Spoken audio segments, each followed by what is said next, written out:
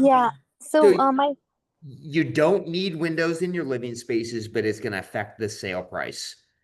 Because okay, if someone comes down into a basement or even you're going to rent it out and it feels like a dark dungeon downstairs, it's going to sell for a lot less.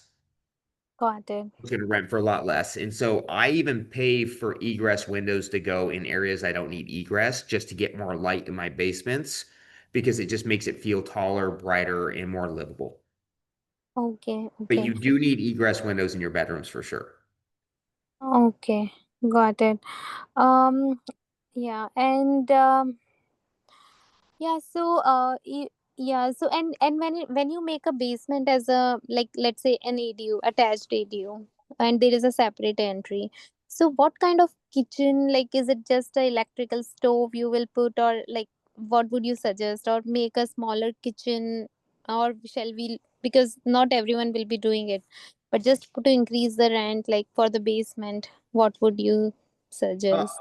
well, it depends on the size of the basement and what rent comps you're using because you have to pull rent comps for what you're going to be renting out, like a basement unit or a certain size bed bath count.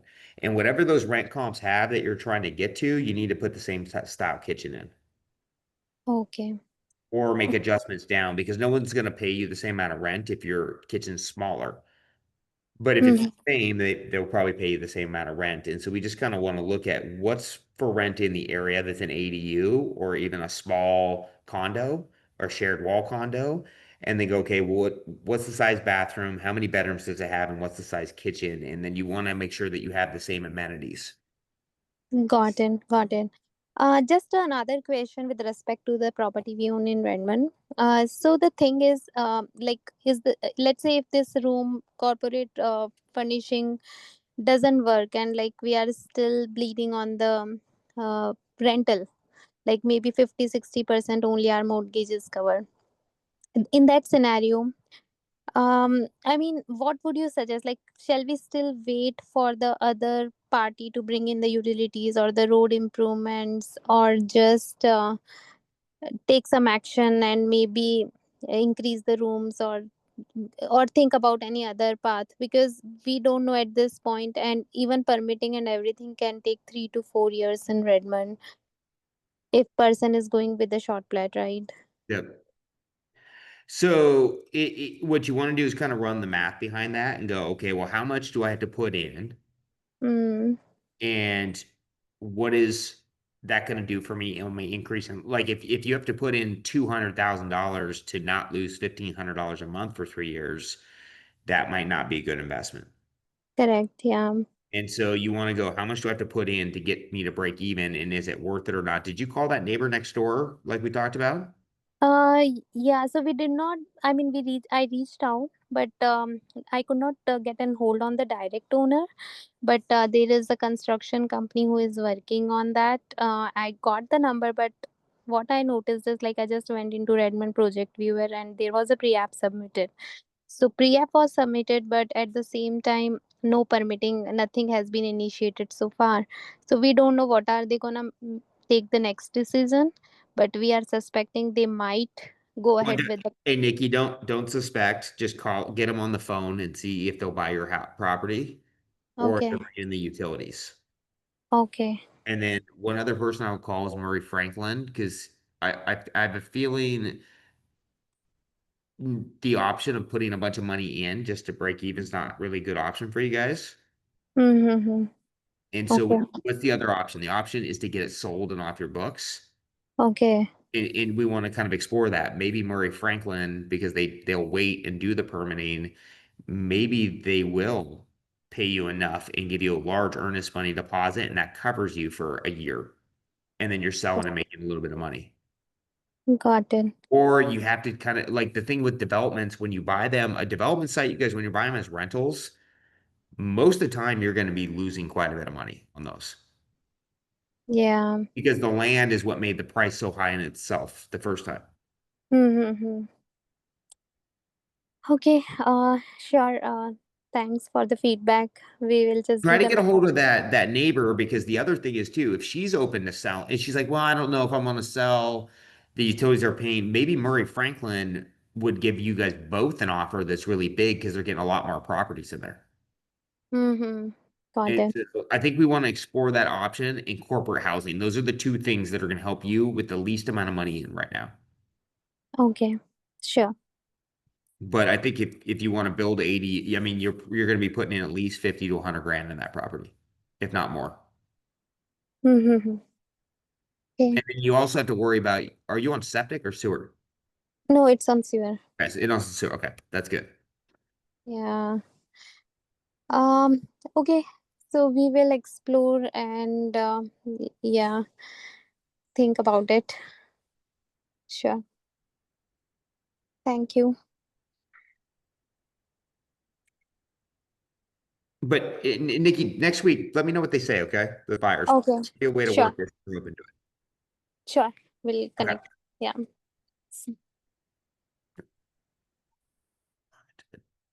think Raleigh, were you up next? I think Raleigh, I think you're up. Okay, sure. I thought I heard you say Moose was up, but You know what? I can go. Moose dropped off. He Oh, dropped off. okay, cool. Okay. All right. I dropped a photo in the chat. I'm just curious your thoughts on this if you think I'm on the right track here. So I've got a flip um in the south part of Seattle. We have the house is on a little bit of a slope that levels off to a flat lot in the back. And we've got a basement with a crawl space behind it. We need to put a laundry in that basement, Okay. and there's because the house is on the slope, the foundation that that the house sits on, kind of in that crawl space area, Oh, yeah, yep. that laundry, we need to basically dig out the crawl space to create room for a better flowing basement so that we're not pinching the basement there. And so as I'm digging out that laundry, we found we were undermining the footings of the house. Oh, heck yeah. One of those ones. Yeah. I have N- done that before. Oh yeah. Yeah, me too. Um, so the thing with this one though is I've got all my structural engineering done. We're doing it the right way. Basically, to not undermine those footings, I placed a foundation wall in front of the footings, basically serving as a retaining wall. Got it. Yep. Yeah. You can see it in the photo there. Um, if I were to try to get that permitted, that's going to trip up all sorts of things on this I project because I thought it was already that way. so that's what I'm getting at. Uh, Um, I'm framing up that laundry room there with recycled wood that still has the screws in it from the drywall and doing all that kind of stuff. Um, but that foundation wall that we had to place is brand new. So if you look at that photo, I see you have it on the screen. Um, the the original foundation wall, you can see it kind of in that little niche that we've cut in there. But there was uh-huh. another retaining wall over to the right there. That was the existing foundation wall that we had to cut out to create this space. You see the kind of yellow drywall above it. Yep. Yeah. Yeah. Um, Yeah. yeah. So like, Right here. Or yeah, yeah. yeah. So that was the exit. So that as that area you zoomed in on, it looks a little bit different now. It's all framed up. But that area you zoomed in there, that's the foundation wall that we undermined, and you can see the concrete wall that we placed Yeah. under it to, yeah, as that retaining wall. This is the retaining wall right here, right? Exactly. Okay. And then this was the original right through here. Correct. And it was a little bit below the height of your mouse. It's hard to tell in the picture, but we Yeah. placed the retaining wall a good, foot above those footings. Yeah. Um, So when I ins think it smells a little musty down there, and I'd like to spray it out with Kills. got it. Okay. I like that. I mean, it's a little musty down there, right? Oh, it's super musty. Yeah. I would. I feel like you could use a good paint of primer down there. Yeah. Okay. I like that. I Good like call, that. dude. What's that? Good call. Yeah, it's just, the concern was come time for inspection, the inspector comes and if he suspects anything, Yeah. I placed it in the as-built of that niche already being cut out. But my concern is that the inspector says, well, how do I know that whoever did this at some point did it permitted, did it the right way, blah, blah, blah. I don't think that's going to be an issue. You don't think so? No, I don't. What is there underground inspection here for plumbing? Well, there will be, Yep. but I'm not as concerned about that because the county public health isn't really going to care about all that. They're going to see that we've got a building permit on the project and they're going to trust that the building inspector is going to do his thing. I don't. It's on the as-bills? I drew it up on the as-built, yes. And that's on the permit? It is. I don't see it being an issue. Okay. All right. Yeah. It is musty though, for No, sure. I definitely we want to get Yeah. that most out of there. Yeah. Right Uh, on. I love kills in my basements, especially when I do things like this. Yeah, even that main floor could use a little bit, I think. Yeah, I want to get out there. I want to see. Did you ever look at the skylights on that main floor Yeah, but that's gonna have to be something we do after later? final. Yeah, To not get too much in the weeds, we've got differing staggering between the rafters and the ceiling joists. And yeah, it's gonna be an after final type of deal. I think I think this is looking good, and I think we'll probably do that after the fact too. Yeah, yeah, yeah. But Cool. yeah, no, I think this is looking good though. Okay, cool. You know what? I actually was thinking about you today. I'm like, I haven't even heard from Raleigh. I was like, I gotta check in with him. Which I'm is keeping totally fine. I like this role. I'm keeping my head down. I'm just we're just knocking it out. Project's coming along pretty good. We're all framed out. Plumbing is roughed in. We've got a few other load-bearing walls that we had to show in the as-built. Uh, otherwise, I would have been tripped into a 6-month permit review. So um, those are all going in, and we're going to be covering pretty quick here. Yeah. Did we get the condo docs going out there? Condo docs, I'm going to do once we have the permits because we've got Oh, yep, like yep, that's right. it only takes them a month to it only takes them a month to record those. Yep. But we need the permits for the dadu out there. They were out there. Our geotech was out there drilling today.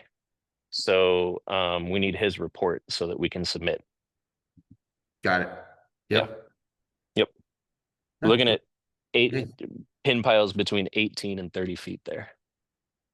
No shit. That's what the geotech says. So It, I'm trying. that it's that wet back there? Well, we're gonna know a lot more after the report comes back from their drilling today. That was just his estimate, and I called a few other people that have pinned foundations out there and just asked them how low they had to beat those to refusal. And they were telling us that it was only 12 to 15 feet, which is going to help a lot. But if it is 18 to 30 feet, say it's on the high end there, uh, we might be having to cut a $13,000 check for those pins. Okay. Well, I mean, not much we can do about that. We'll know more after their Yeah. report here that we should get back pretty soon here. I didn't realize it was such a, I thought it would be a lot lower than that, but It could be, like I said, the people who have pinned other deals out there, they told me they only had to go 12 to 15 feet down, which is that I mean that's a $5,000 to $7,000 bill. That's well, now I'm really glad we're not building two or three back there. no shit. One's good. So, Yeah, for sure. yeah. Yeah, yeah. No, it's good though. Yeah. Well, yeah, I'll give you a ring. I'll go. I got to come out there and take a look. Yeah, sounds great. Cool. Cool. You Thanks, James. you guys, Raleigh in the group, we're partnering on a deal. He's operating it for me. This has been very nice. And so, you know, you guys are just everyone on the call, I will do deals with you guys. So, you know, we can chat about it. And by the way, you guys, I did put that calculator that you guys were looking at, that I pulled up. It's the same one. You guys actually took that calculator and made your Project RE one. It just kind of breaks down three different scenarios, but the Project RE one you can actually make custom when you're looking at it. And so I do feel it's better. This Everose one just pops up all the time because I use this for so many years. So, right. Okay, Caleb, and give me 1 second, dude.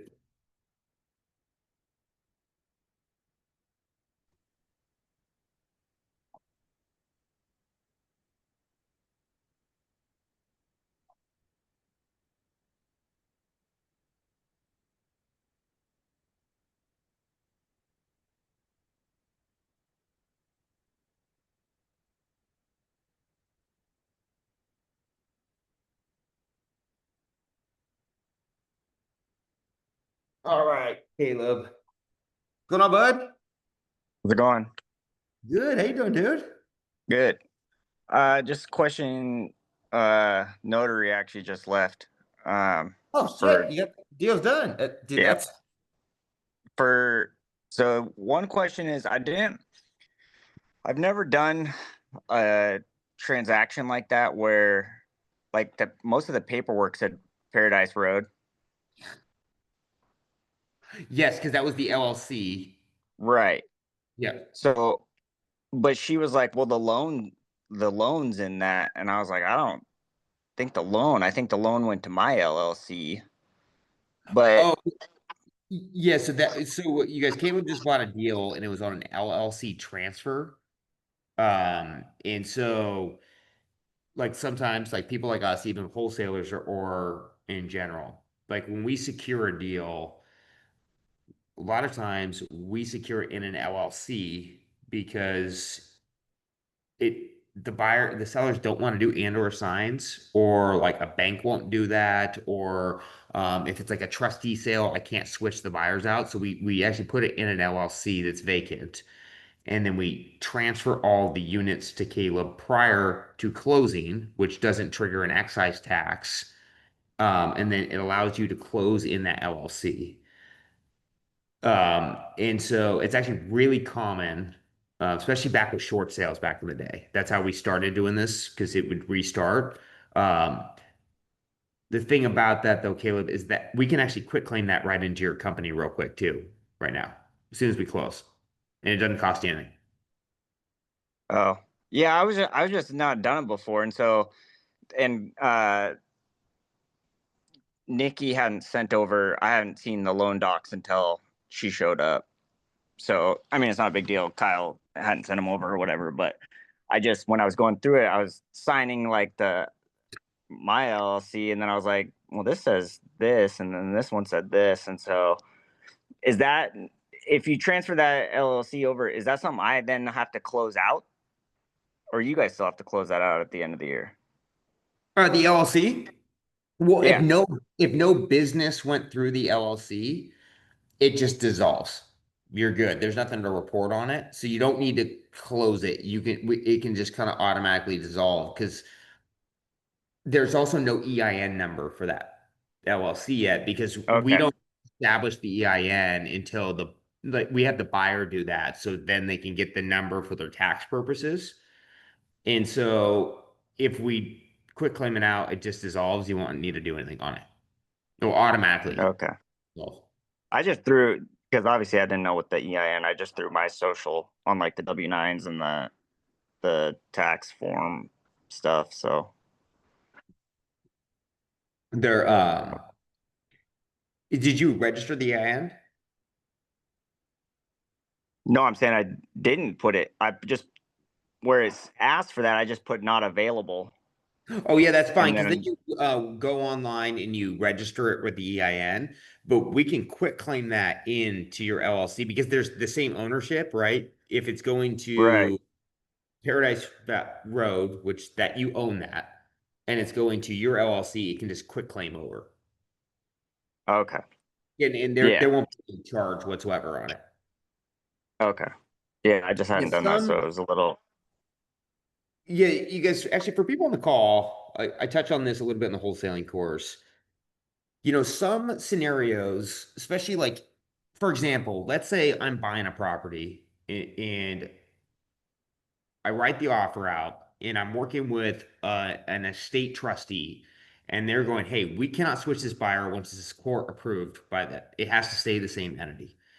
And any property that's kind of like trustee estate, we always put in an LLC because we don't know exactly. Sometimes we don't know if we're going to close on it. We don't know what the scenario is. And so in this LLC, as long as it's not been registered, we can transfer that before closing with no excise tax due.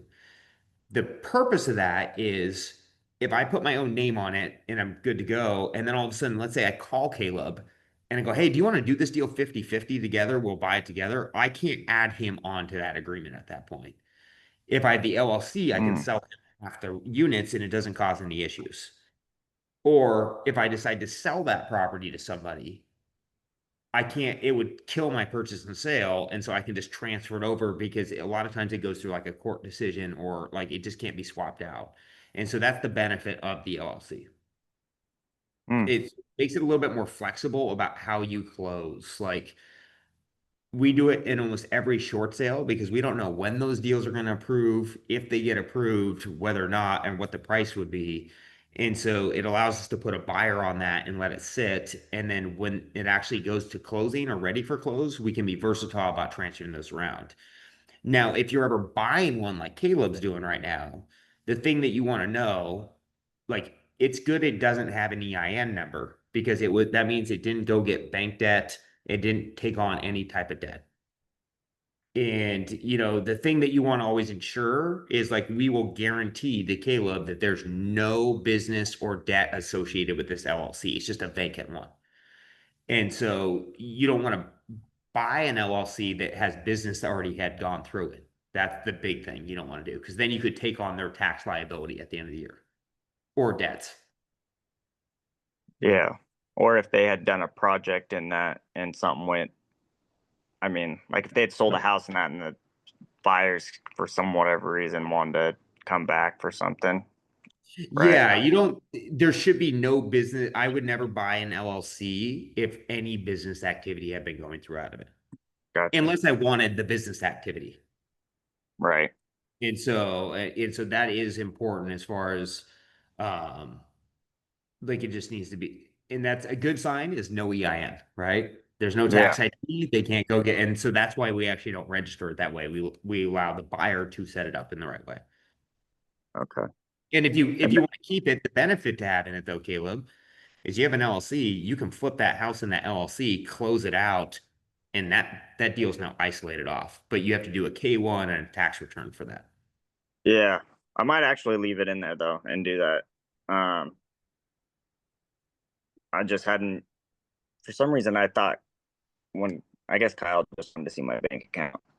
He had me send my LLC info and my operating agreement and everything to Nikki, right? Yeah. Huh. So I'll call Kyle in the morning or Nikki or something and just make sure and see which through a trust who they loan to Paradise or to my Upturn one, my holding one. Well, they should be lending it to Paradise, to be honest. Or you personally. Well, that's what the doc said was Paradise. Oh, but the member of Paradise was your LLC, correct? Or was it your name? Oh, I guess I probably put it in my name. We can check that. What I think probably happened is your LLC probably bought the rights to that, which that's pretty common too. And then because the loan's against the member anyways, that's the guarantee on it. Okay. That's probably why he wanted my bank statements and my operating agreement for my LLC. No, because he wants all that because they'll lend to business. Like a lot of lenders won't lend to businesses, and interest will. Right. Yeah. And then I've never bought one where I've literally not seen it. So is she there? Like, do I got to get keys? Do I just unlock the door? Nope. We will deliver you keys, and I will make sure that the lady's stuff is all out of there. And then, Oh, she ain't getting that stuff. I saw those pictures. no, she's gonna get probably 10% of it out. The kids are, and then Oh, okay. that is probably one of the cleanest, messiest houses I've ever seen when you look through that garbage. Yeah. I drove by it a couple times each morning just to kind of get a glance at it. It's literally about a block and a half away from a different project I did last year. So I know the neighborhood really well. Yeah, it's a good little spot. Is your buddy gonna buy that deal with you, think, off you? Uh his fiance is kind of a pain in the ass. He would So, be no, I would well, avoid the they deal. want to see it done, and I'm like, well, but they wanted to come. I don't know. I was After going back and forth, I was like, you know what? Maybe you guys should just keep. On that deal, dude, I think less is more. Yeah. I really do. I think Definitely less is landscape, more. definitely paint on the outside for sure. Some caulking and shit I could see from the outside, but Yeah, you're probably inside out. yeah. And then maybe just, swap out a couple like the door handles, the light fixtures, maybe the backsplash in the kitchen just to freshen it up. I Yeah, I mean, was a little dated. cabinets aren't on trend, but people do like those like knotty pine looking cabinets. I mean, I don't, and if you're going out at that affordable price, I like that product right now in the market. Yeah, the one I sold about a month or two ago, I sold it for 500 and it was a 1997 build, so it was obviously newer, same square footage and everything. And I hit 5. The guy next door, his was for sale, same square footage. He went for 489 because he didn't have a garage, which this one I think has like a carport or some shit on it. But yeah, I'm gonna try and do it as cheap and quick as possible, just in case the market doesn't really. Because I mean, there's no reason that shouldn't be a 3 week turnaround, 4 week at the most. So Yeah, that's a slap it back together, put it back to market. yeah.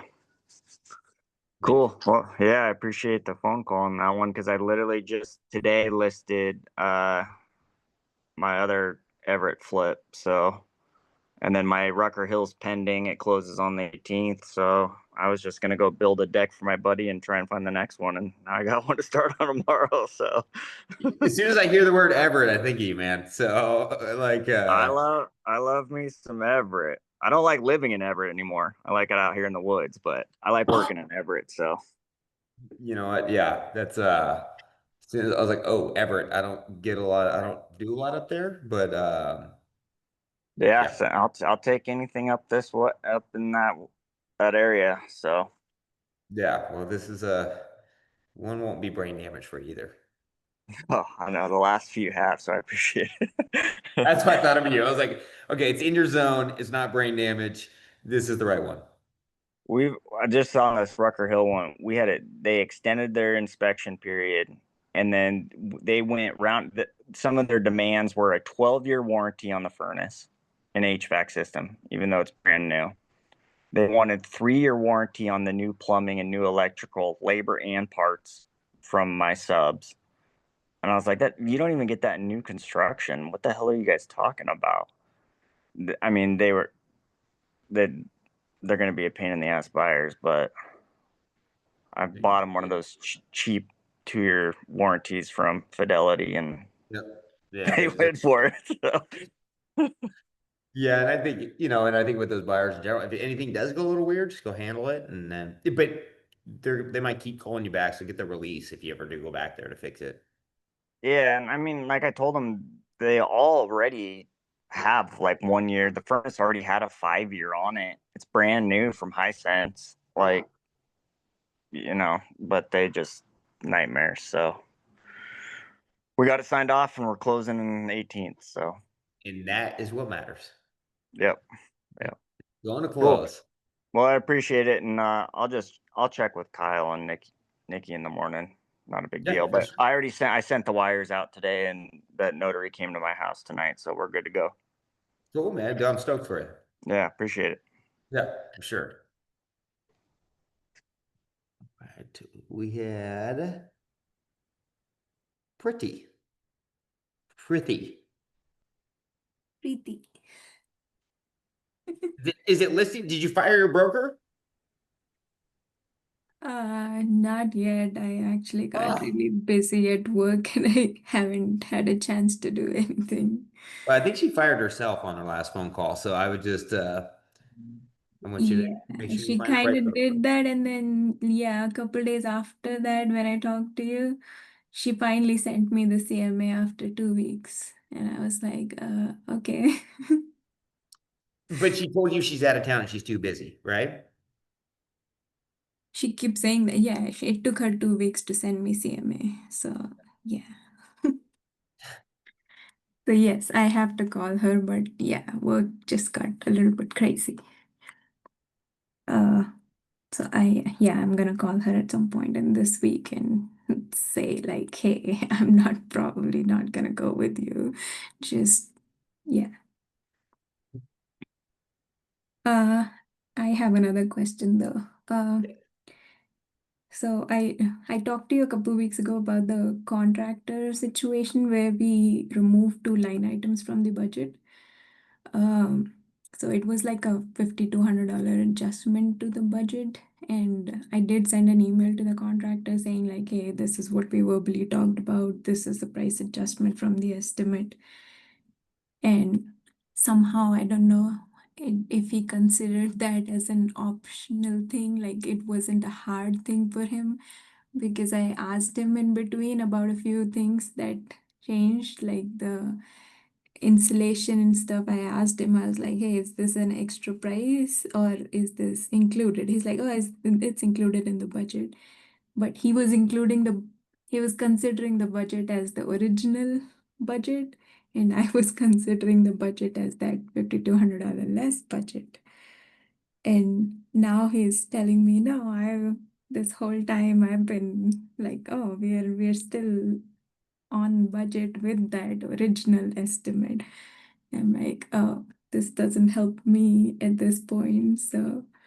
Uh, So the first thing is, did you do this in writing or was this in person? so I talked to him originally in person that, hey, I obviously said change the floor plan. So I told him like, hey, this yeah, these two line items are not there anymore. And then after talking to you, I also sent him an email that, hey, these are the price adjustment we verbally talked about. Uh, we have to consider these adjustments from the original estimate. Okay, so where are you guys at right now on it? I just so one thing is, guys, anything you're ever talking about money, scope of work, you can talk about in person, but always send a text and an email afterwards. Like, hey, just want to clarify that this is included in the budget of this amount. Yeah, A so lot of times when and you guys, we all do this. I do this all the time too. I'm like, wait, what are you talking about? We talked about this, and if there's any vagueness, the contractor's going to go for it, right? And honestly, he also might think that he's like, no, he might have been hearing it differently too, um, which is also can happen. And so I guess where are you guys at right now on the dispute? So basically, it's uh, so he added a few things in there. Like he had to get an extra dumpster. There was some extra insulation that was done, but none of this was like change ordered or anything because he kept on saying that we were all in the budget, but we both had different interpretations of what the budget was at that point. So now I'm just trying to figure out how to handle this situation because that $5,000 is really gonna kind of hurt me. No, so did you have a construction contract with them? Yes, Okay, and is it the construction contract from our program? yes. Okay, so I guess the one thing is the bid that you thought you had, Hmm. which one did you guys sign and attach with that contract? The That low was the one? original, the high one. Oh, the high one is attached to the contract? Yeah. Okay, so that contract states in there that you have to pay him for that work. Yeah, exactly. So that is the problem at this point Yeah. because things change after that contract. Well, no, but it was the high one. But then in that contract, it does state like how changes in contract must be made. And that is for him to send a written estimate itemized out, and he has to have approval prior to starting that work in writing. Yeah, I mean the initial adjustments were from my side, so that's why we talked about it before, and yeah, it was Okay, kind of. so sorry, I'm just trying to make sure I give you the right advice here. So you signed the contract with the original bid. Mhm. Did you have the contract revised to your lower amount and acknowledged and signed afterwards? No. Okay, so you guys, that contract is really good to keep people accountable, but it also keeps us accountable. It's a very, if the contractor doesn't follow the rules, it's got some teeth in it. But we have the same rules that they have according to that contract. Yeah. And so like legally, there's not a whole lot you could do there. Mhm. I will say I feel like this guy moved pretty quickly on this house. I mean, are you pretty happy with him otherwise? Yeah, I mean, some things have moved slow, but the city has also been a pain. We just pulled a plumbing permit, and the inspector has not come like 3 times when we had scheduled the inspection for that. So Yeah. that is delaying us a little bit. But from contractor side, mostly it's been okay. Some things have could have been better, but I'm gonna handle things differently next time. Yeah, so how far away are you from listing again? So we did all the drywall except the few areas where we have to get the plumbing inspection done Okay. because this inspector is not showing up. Okay, so I think right now what I would do, because you're halfway through, right? Mm-hmm. Is I would sit down with him and say, okay, well, it sounds like we have some communication errors, and I want to get those sorted out right away. And Mm-hmm. if I owe you the money, I owe you the money. But I just want to, I would definitely take the time to go through that budget and really firm this up right now where you're at going forward. Okay. Because it sounds like there's a bunch of vagueness going on both sides. Yes. And so, like, let's restart this so we don't have another $5,000 creep at the end. Mm-hmm. And so, and just say, hey, look, I'm sorry, I was a little confused. I was under the impression of this. Sounds like you were in the impression of this. Like, what do you think is reasonable we do here? And if he's like, dude, I can't give you any less money. I did this work. It just might be the answer, right? Mm-hmm. But if you're, kind of more nice about it and just make it very mellow, he might give you $1,000 off. Okay. But then let's have it going forward. Like, here's the amount that's owed, so there's clarity, and so we don't have an issue at the end. Okay. Yeah, I'm Just gonna try to talk to him. He is reasonable most of the time, so I'm hoping it'll not be a big issue. But yeah, if I have to eat the cost, I will have to. Yeah, clarity is a big deal. It's usually where we lose money, guys, like creep wise, and including me, you guys. If I rush things out, I'm like, shit, that was all me. I thought we talked about. I thought it was it. It's not in here. It's on me. I got to pay the bill for it. And I just, when you do talk to him, just be mellow about it. Just like, hey, I really want to thank you for everything you've been doing. Like, I think we had some miscommunication, so I just want to make sure that we know what's going on going forward, and just see if we can talk about this a little bit, because this is unexpected for me. You did the work. Just if we can try to work this out, but just keep it very mellow. It makes it Mhm. a lot easier to get resolution out of that. Okay. Yeah, I'll try that. See, like sit down and then go over the line item budgets and just make sure we can find some way to actually lower that. Yep. Okay. But you guys, that contract, you got to follow the same rules as you expect the contractors to, because it will blow up on you. If you don't follow the same written procedures that are documented in that contract, Mm-hmm. you're gonna pay for it just like the contractor will pay for it if they don't follow it. Yeah. Okay. Then next time if this kind of situation happens, get a new contract signed basically with the new estimate. Yes. Okay.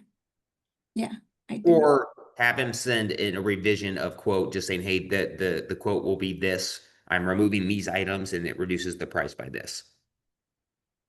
Okay. Okay. Yeah, I'll follow that. I have one more question. I know it's late, sorry. uh, so uh, there are some wholesalers and stuff that have been sending me deals, but because of this project, all my capital is right now stuck in this, so I have not even entertained the idea of looking at another deal as of now. But I feel like, yeah, that might put me back in their list because I have not looked at anything from like last 3 months. Also, like once this project completes, when it's on the market, I was thinking about looking for another one. Uh, but at this point, at least I want to do like two by myself without doing any private money lending or anything. So, uh, yeah, I was trying to figure out the capital portion of that, and my husband suggested the 401k loan, but I wasn't sure if like that was a good or bad idea. I don't want to over leverage myself until this sells, but I also don't want to miss out on deals. No, I think just, I think that's a smart thing to say. I don't think you should push yourself too hard as you're working through your system here. Mm-hmm. But if you have a screaming deal, it's a screaming deal. And what I would say is, hey, you're not going to buy anything unless it hits this return. Like if you bought this property and it was let's say 35% return. If you're kind of maxed out, if you see like a 55% return, maybe that you'll jump on that because it's worth the risk. Mm-hmm. But I think you guys, and I want everybody to scale and grow, but we want to also do it, like, because as she gets through her project, she's going to get an audit what she did well and didn't do well, right? And if we just jump into another project, it's hard to fix those mistakes. Mm-hmm. And so, I would say, yes, if it's a no-brainer, easy deal for you to do, it hits the right returns, I would consider it. But, make sure it's that because just get this one wrapped up, systemized, and then you'll do even better on the next one. Okay. Yeah. So And don't worry about them passing on deals from wholesalers. Just say, hey, I'm wrapping up a project. It's going on market in this time frame, and then I'm maybe looking for one or two more deals right at that time. They'll keep you on their list. okay. So is it better to like just buy it after this sells and closed completely? Um, I think no, I don't think that's better. I think you need to define what you think is. There's definitely, you're not wrong. There's way more risk by doing two, starting two at the same time, because you don't even know how this contractor is going to finish this one out. Mm-hmm. But for me, if I'm like, there's just a lot going on, I'm never gonna pass on a deal though. I will if it's really, really good, right? But I have to define that for myself. Like I'm stretched out right now, but I will buy something if it's this return. Okay. Basically, if it covers that additional risk that I'm taking with that, Yes, it's the then additional risk. So, okay. like if you're making twice as much as you're making on your other deal or 30% more, it might be worth doing. Okay. Okay. Yeah. Or That's it's maybe it's really, really cosmetic and it's simple and you can run subs through and you don't have to even worry about it. But make it to where it's an easy deal or a really, really good deal to offset the risk. okay. Yeah. That sounds good. Well, you're moving along though. If these are things we all learn, just go meet with him and get it sorted out. Yep. Will do. Cool. Thank you. I'm glad you're not on a roof today. Oh, I kind of like the roof, to be honest. It's nice. Thank you. Yeah. Oh my gosh. I think it's even harder for me now. Kiada. That was perfect. We'll take Did it. I actually say it right? Oh. no, but it's okay. Say it for me. Yada. Yada. Yeah. Okay, I now get to roll in my R's though. That's my That's why I problem. put a D. I thought that might help. But Okay. okay, so I have a question about like permitting. So I was wondering if you could describe a scenario that you had with an inspector where they gave you a hard time, made you like open up walls as part of like, you know, the inspection process, and what the back and forth looked like on that, how long it took, and like how gruesome it was. It depends on the city. And the inspector, that's for sure. Sorry, you guys, I'm just stretching at the same time, sitting on the floor. It really depends. So like I just had one in Redmond not too long ago, and it totally sucked because it was not a big deal. But they were gonna make it into a big deal. And so, we met. One thing is you have an inspector, but there's also a building official out there, the head building official.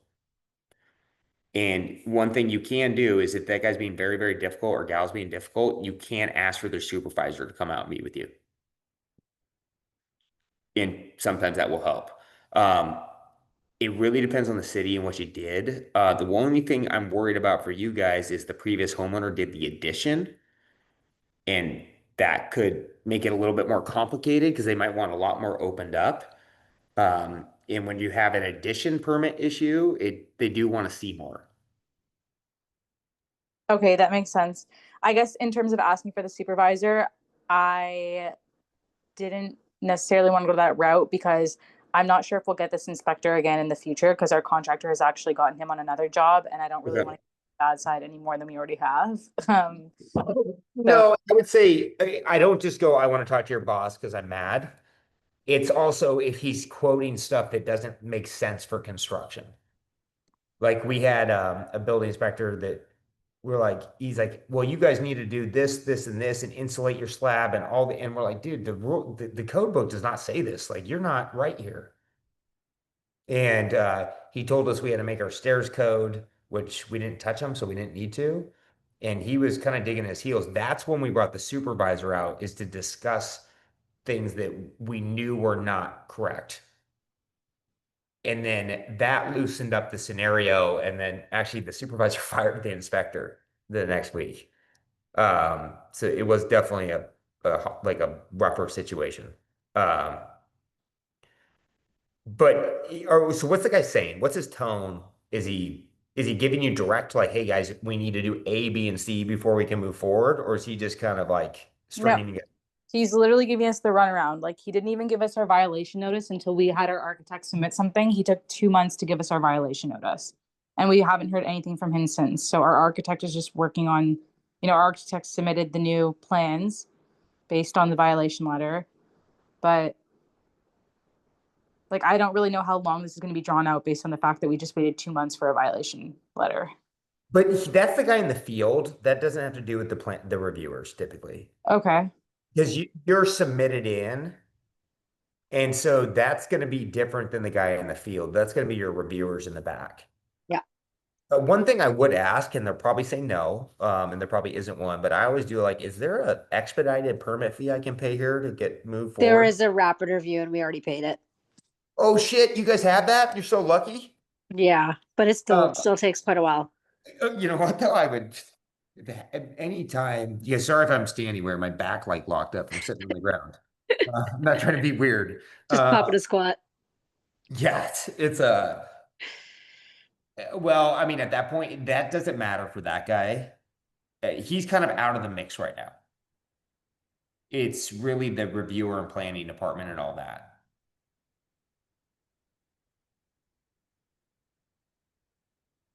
Yeah. Yeah, it's like pretty much with the city with the plans and permit reviews right now. We're waiting to see if we get any revisions. And then once they sign off on it, then it'll be like the field inspectors who are. Then you're going to have to deal with this guy. Yeah. That's where it's going to be like, okay, well, hey, here's your permits. I want you to open up all these walls here. And it'd be like, no, that's where the negotiation will start with this guy. Well, actually, I've heard here in City of San Diego, it's actually a different person.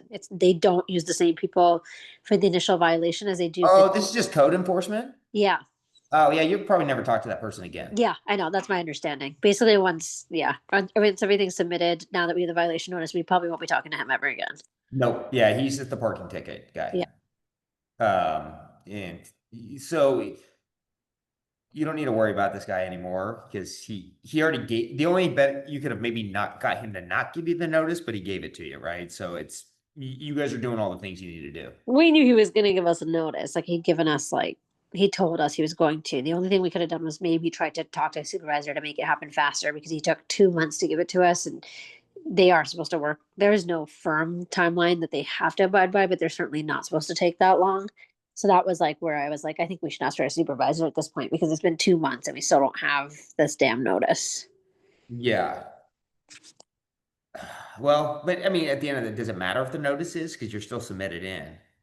I mean, it mattered in the sense that I guess we were trying to submit for what we like partial, like what we thought we could get away with. So it would have been good just to know at the gate like what we needed to submit for. Yeah. Yeah, I got you on Yeah. that. Yeah. But yeah, it's with the city now, and we're waiting for hopefully no revisions and or stamps. Well, at this point, you just gotta hopefully they push it through and just, call and be very, very, very nice when you call.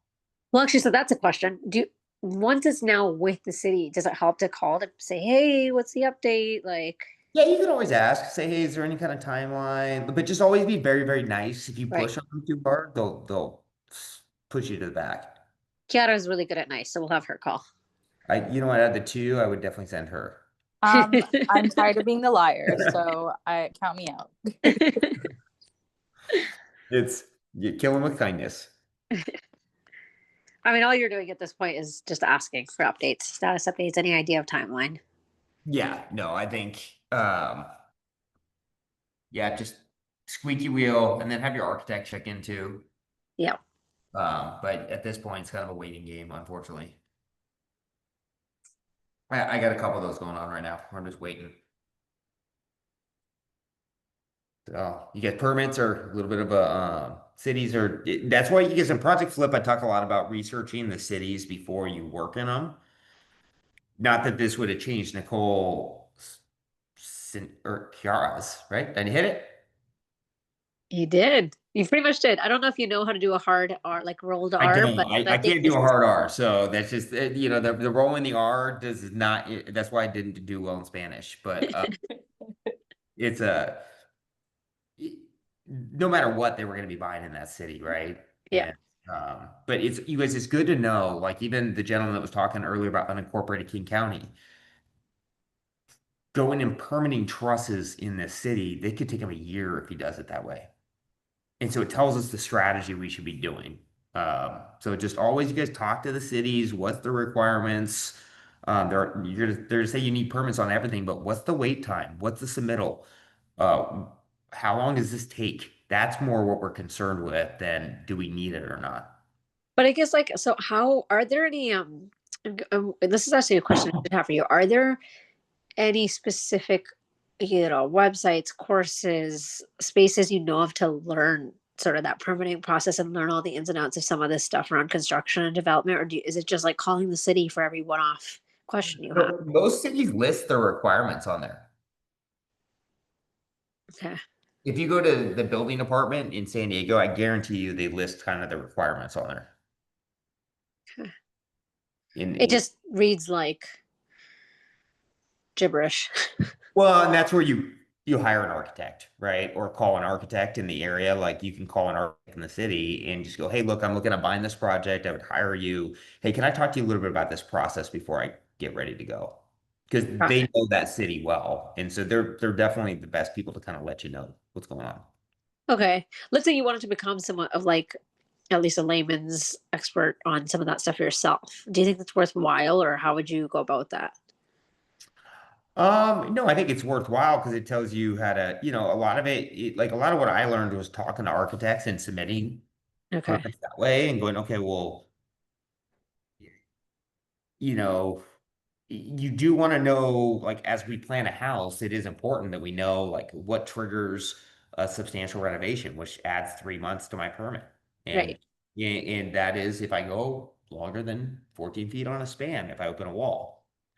And there's some other things that trigger in, like recently in Seattle, we started leaving half the plaster in the walls because if we take it down to studs, it's a substantial renovation. And the problem is the cities do change. You guys, these things change on a regular. And so you got to kind of just constantly communicate with them. There's a city just recently I submitted for permits. They waited there for a month before they got back to me and they go, this is great, but now we have this on hold. We need an asbestos test. That's a new requirement for the city. And I was like, wish you guys would have told me that. And they're like, it's on our website. I'm like, shit, that's new. So, we lost time. And so it does move, but talking to an architect's going to be the best for you. Okay. I just find it's very hard to get time with them. Well, yes, but I mean, or you can read through it's kind of those two options. Okay. Read through. I mean, I don't think there's a class on it really. Got it. Thank you. Sorry, I It's took not- over your question about Kyoto. Knees are locking up. All good. James, have you tried yoga? I need to get some yoga in. And Pilates, you know what? I like Pilates too when I've done it. Stretches you out. Or the board thing, you go on a board and they kick your butt on that. I don't know. It's good. But yes, yoga. That's what we need to do. I need a yoga instructor. Called a reformer. Yes, the reformer. That's good Yeah. stuff. That is good stuff. That really, man, that was hard. Yeah. Yeah. Nikki. Yeah, hey James. Forgot to ask one more query I had earlier. So this is very generic question. Let's say if we see a property which has basement, but that basement is having some work done, like it's not completely unfinished, but it's like partially finished where drywalls are up, lights are there, but the shower area is not completely done, let's say, and like electrical, plumbing, some work is done, and when I check in the city website, I don't see any permits for any of these works. So, how should we proceed in this kind of situation where we see that some work has been done by the owner, but no permits has been done, and like let's say we plan to move ahead with this kind of deal, is it a good idea, or if it is a good idea, what should be our precautionary steps, like shall we include any pre-inspection or from the city to make everything looks fine, because later everything will come fall on us, right? Well, are you going to be adding bedrooms and bathrooms down there?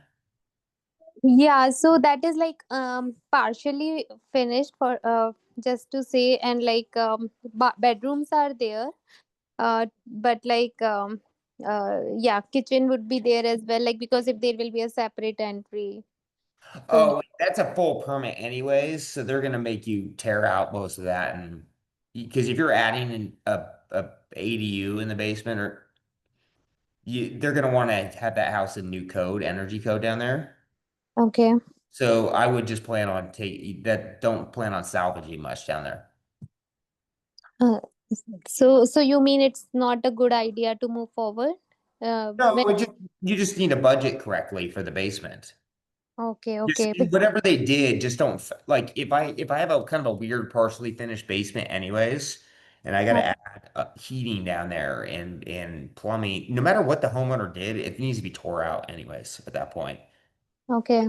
Because most of the time it's not, if I'm going to reconfigure it all, it just needs to be. I mean, how finished are we talking about? Like it's got like outlets in all the walls, there's flooring on the ground.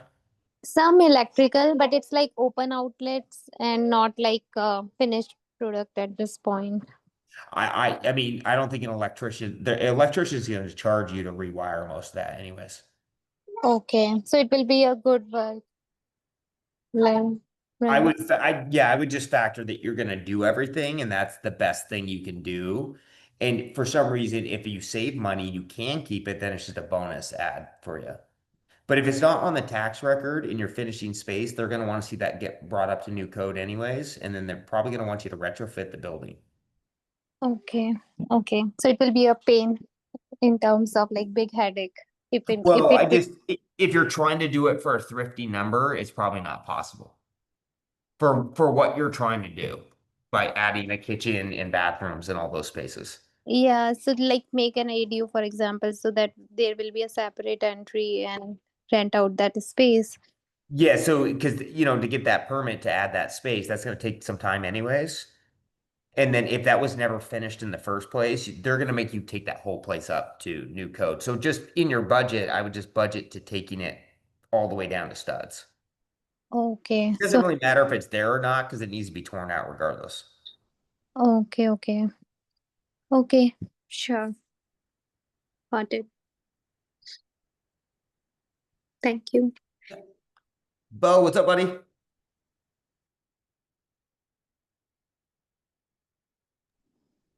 All right, I'm giving in. I'm gonna ask the question. Hey, don't be shy, man. Yeah, so I'm just we getting got yoga in at the same time now. we got this fireplace here, and the plan was always to paint it. So you can see we're staged, we're ready to go. I just sent it in the chat.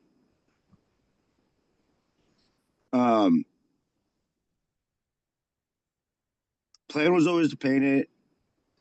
We were really happy with that decision. But about a month and a half ago, they started an affordable housing development across the street from our house. Hey, Bo, I'm not seeing the picture, by the way. Is that in the chat? No, I don't see it. Oh, my bad.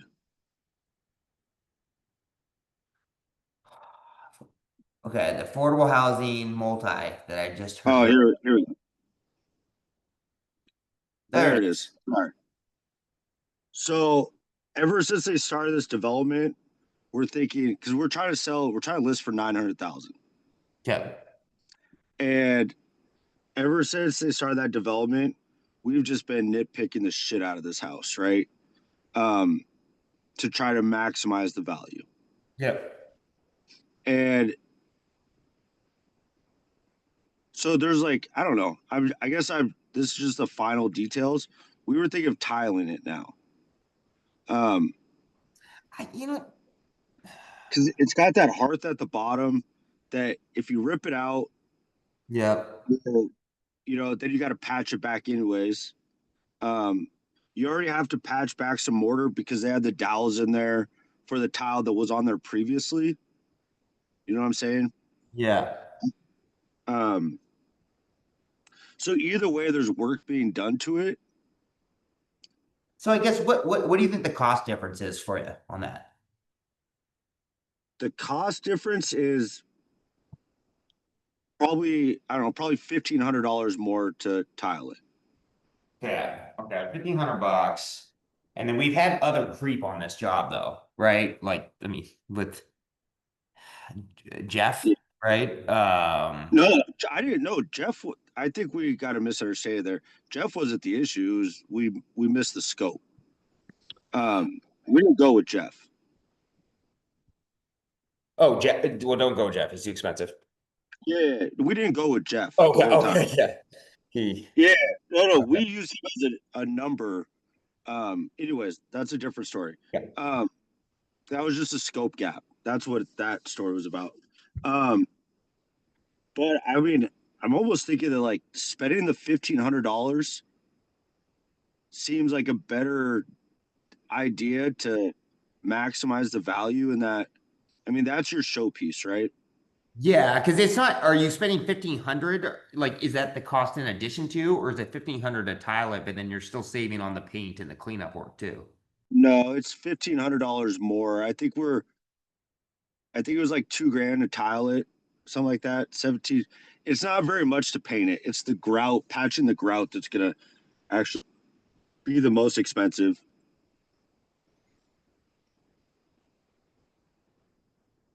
Oh, I think Elon had enough of you. Oh, no, I got it. We're good. We're back. I wouldn't say. So I guess the true question is,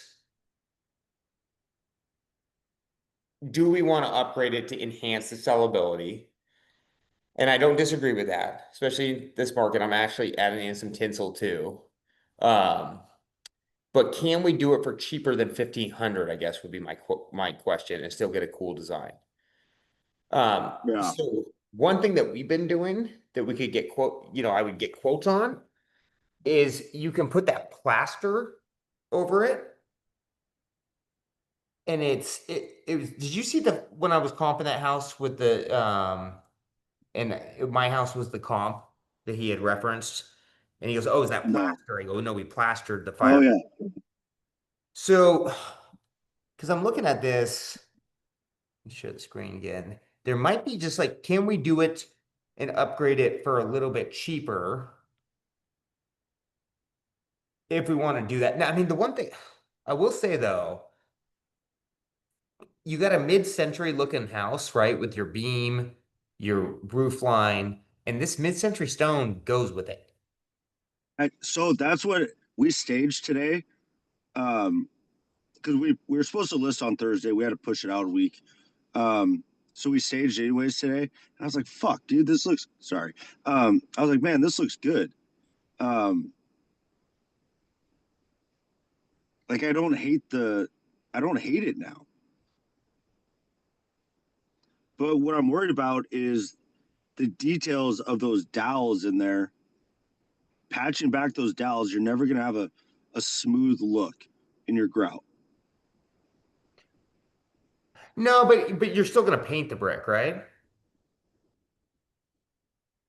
I don't know. Do you paint it? Because Oh, we that gotta brick, paint this thing. This thing's got too much smoke damage on it not to paint. I like if it's a clean, nice chimney, I would leave it. yeah.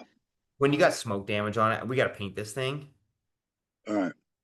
Um, or you can acid wash it down. I just don't know if it's gonna come out. I mean, I would love to keep that brown brick because I do that brown stone. It's very contemporary, mid-century-ish. So I think it's definitely working for the room. I mean, the room. I mean, one thing about this living room, dude, it looks good. A lot of good light coming through. A lot of greenery. Um, I mean, I would minimum. So the 1,500, that's the tile it, but like if you have to paint it and do those things, you're still spending a little bit of money then. That wasn't. You're still spending money. Yeah. Yeah. Either way, we're spending money. And I mean, at the end of the day, I think the cost between tile and cleaning, painting, and you still got to tile the bottom, right? Because that hearth or whatever they call that thing, the hearth. Yeah. Like we got to do something with that. Yeah. No, I agree. I mean, I like the hearth I like that on top. You gotta If it's send me,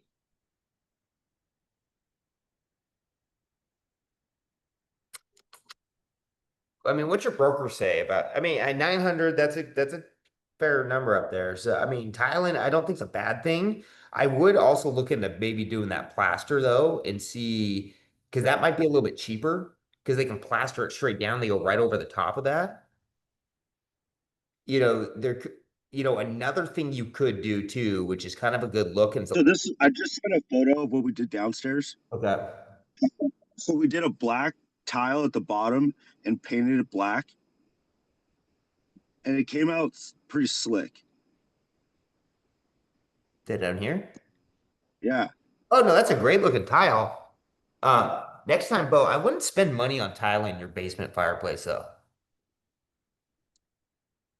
So we had uh the entire hearth was concrete.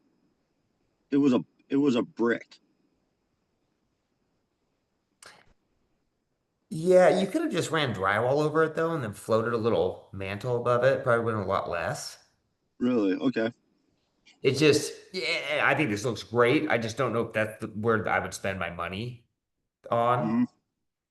Hmm. I do like the stone though. I think this would look sick upstairs. Do you think going black tile at the bottom and painting it black upstairs is just what we should do? I don't think it will look bad. I really don't. Next time I would have flip-flopped that though, done the tile upstairs, paint the down. That's fair. Um, but I mean, because I guess big picture though, like how much are you already over budget right now? With the, some obviously we had some vendor things, there's some scope miss with the reworking of the furnace. Like where are you at Yeah. pacing on your budget? Brother, all I'm trying to do is sell this for the maximum amount of money right now. Okay. Yeah, gotcha. Um, You know what that means. yeah, Um, yeah, yeah. and It then means you so want to, you want to, yeah, I gotcha. Um, and so I just, what is I our don't think issue? it's gonna look bad if you paint it black though, dude, and you pop that wood mantle out. I think it actually will look really good.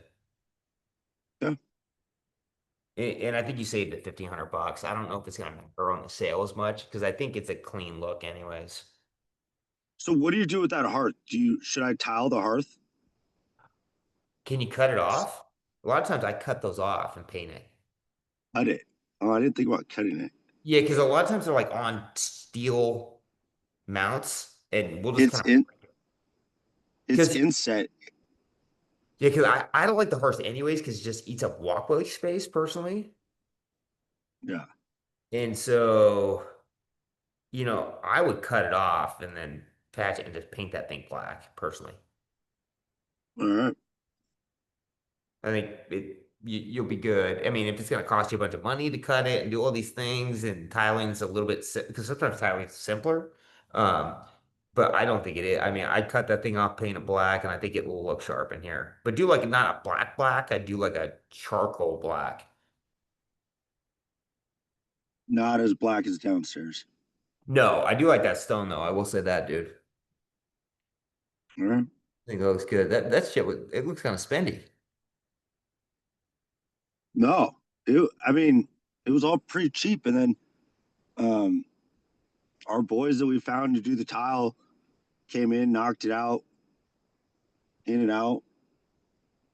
Yeah, Tyler's have been a tough one lately. They're getting spendy.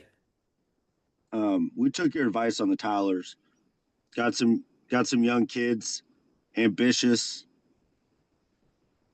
came in Yeah, and knocked it out. that is the ones you want right now. 'Cause, man, my tile guy's been I, gouged. So I'm swapping him out. I did fire your painter though. Fire a You know, painter? your painter, Augustino or Augustine. Oh, we have a bunch of them. Oh, wait, is this the painter whose wife just got scooped up?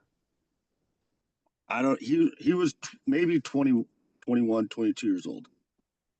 She fucked me too. Wait, who else said that? Augustine? Yep. Oh, and Ryan gave them to you guys? Yeah. I'm gonna call Ryan right now, speakerphone.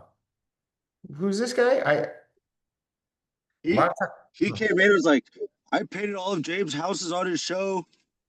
I'm so good. Oh, I know this kid. Yeah. Oh, yeah, You he's kind fucking of painted his punk. house. Yeah. Okay, yeah, no, so right, he was dating one of my general's daughters.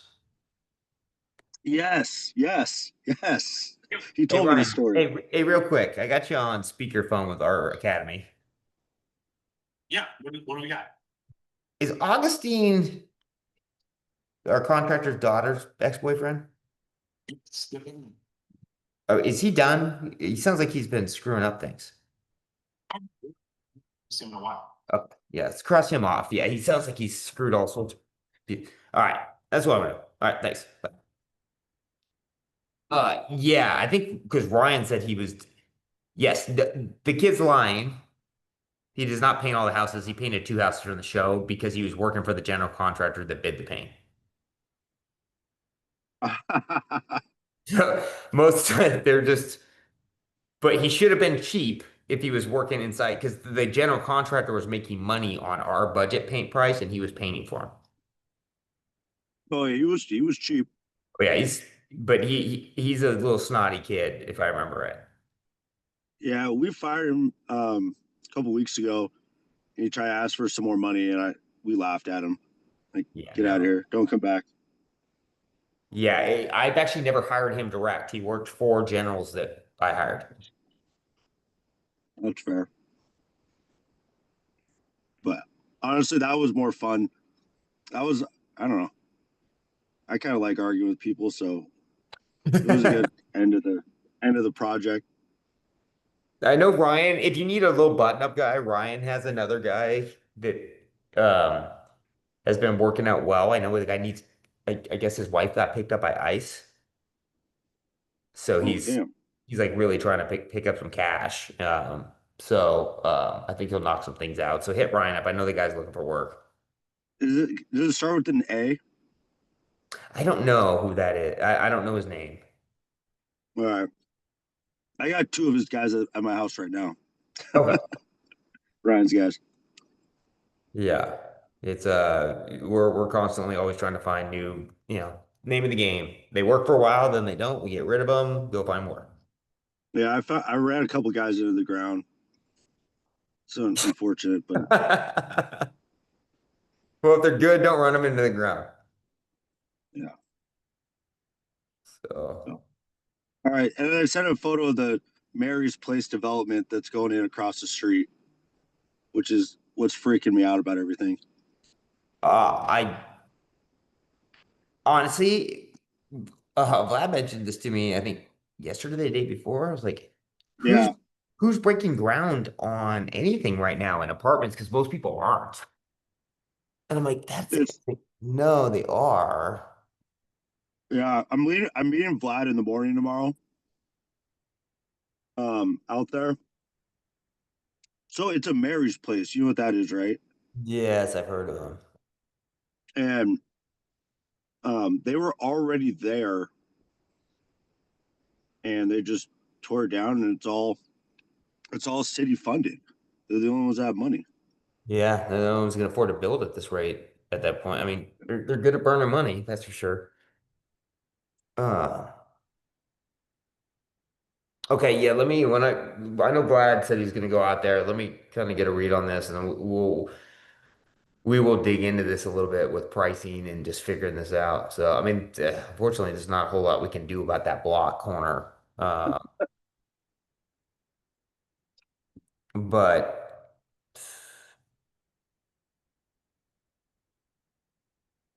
yeah, we're just gonna have to.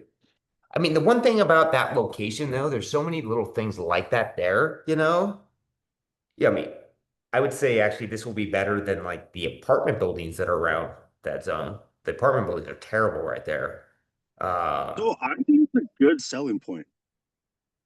the Mary's place? Yeah, You think it's a good? I think it's better than what was there. Oh yeah, compared to what was there, for sure. Yeah, I mean, the good thing is it's gonna be a brand new building, but I don't know if it's gonna really swing the value much because it's just kind of that area, right? Like Yeah. it's like it's almost like them going, oh, well, there's plane noise in the area. Well, yeah, it's. Remember, I bought a deal one time, like, oh man, the plane noise. I'm like, yeah, but every comp has plane noise, so what do I care? Yeah. So, but I mean, I think it is looking good though, dude. But yeah, I'd paint that fireplace, dude. Don't I don't think you can spend the money on it. You know, another look Could it? too, if for some reason you decide I want to upgrade this has been cheaper too, is you can run that wood slat paneling over it and they can Okay. float it. You can put like a 2x2, screw it in, and then float that kind of that modern horizontal wood or vertical wood. Yeah. And it's a good look, dude. I think that looks good and it should cost you half as much. All right. I mean, So another option. yeah, if we think cutting that thing off and painting it, patching and painting is the right answer, I'm good with that too. Yeah, I think that works, dude. I think that will look clean there. All right. I also ripped off my deck today and started over. So I'm in full on But crazy. only do it if you need to, though. So we didn't touch the railing on the deck. And the entire time we looked at it, it was fine. And then we started getting into finishes and seeing how good the house looked. And then we made the decision. But I'm building that myself, so I'm not worried about it. I'm not paying for anything. All right.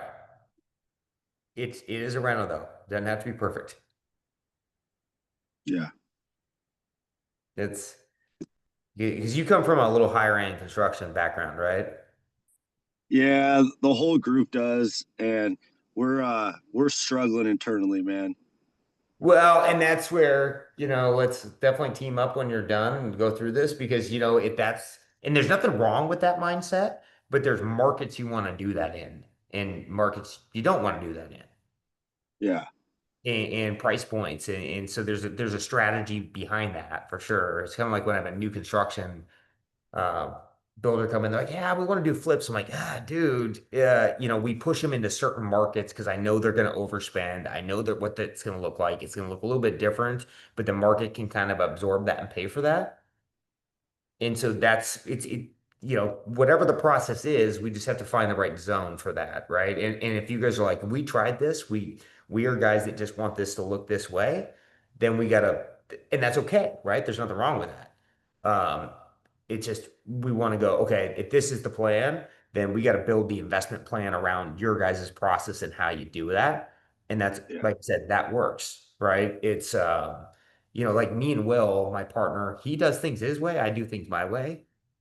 And if he came in and tried to flip in some of these houses, we would be toast, right? But or if I go try to build a house with my guys, I'm gonna be toast. And so there's a balance. And so, Yeah. we'll get through that. Oh yeah, we'll work it out. Cool. Lessons learned. All right, man. Thanks. All right, guys. Well, I'm gonna go home, eat some dinner, and I will see you guys next week. Night. Thank you.